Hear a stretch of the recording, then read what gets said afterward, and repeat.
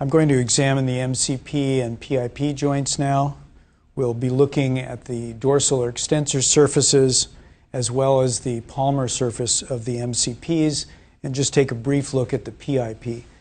The best transducer for this exam is the L25, which has a small footprint and it allows you to retain contact with the skin surface. There is a marker on the transducer which represents this turquoise dot. And so in keeping your orientation straight, you always want to keep this proximal. So this is held that way for longitudinal images.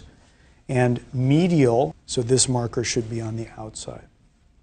As a rheumatologist, we're going to be looking for bony detail, tendon anatomy, and presence or absence of synovitis and erosions. I'll look today at the second and third MCPs, both in the transverse and longitudinal planes, and we'll take a brief look at the PIPs and then the palmar surface of the second MCP.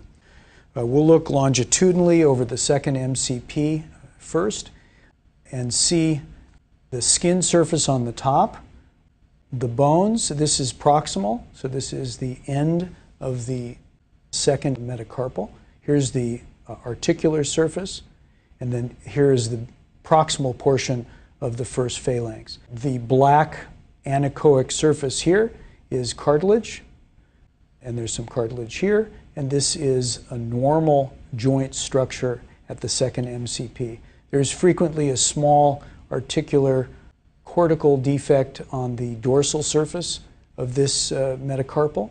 That is not an erosion. An erosion would appear elsewhere with this type of an appearance.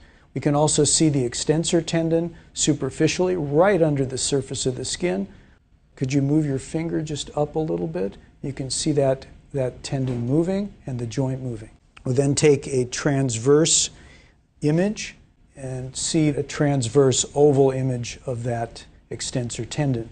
We're going to look for hypoechoic or anechoic fluid or synovium around it. In this case, none of that is present. We can also now look at the third MCP.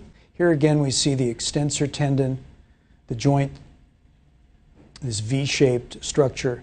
This is anechoic where the cartilage is, and hypoechoic where the actual joint material is within the capsule. And the joint extends from approximately here all the way over to here, and that's quite normal. We'll look at the PIP. This is the distal end of the first phalanx. The joint is this space here, and she happens to have a small amount of osteoarthritis here with some irregularity of this cortical surface. I can slip my finger in here and show you where this is actually moving. You can see that joint flexing and extending.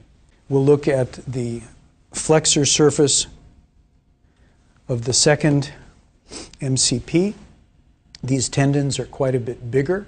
We see the flexor tendon moving very nicely as she flexes and extends her finger. You can see the superficial border between the tendon and the subcutaneous tissues, and you can see the joint very nicely here. This hypoechoic area is the A1 pulley, which is just proximal to this joint.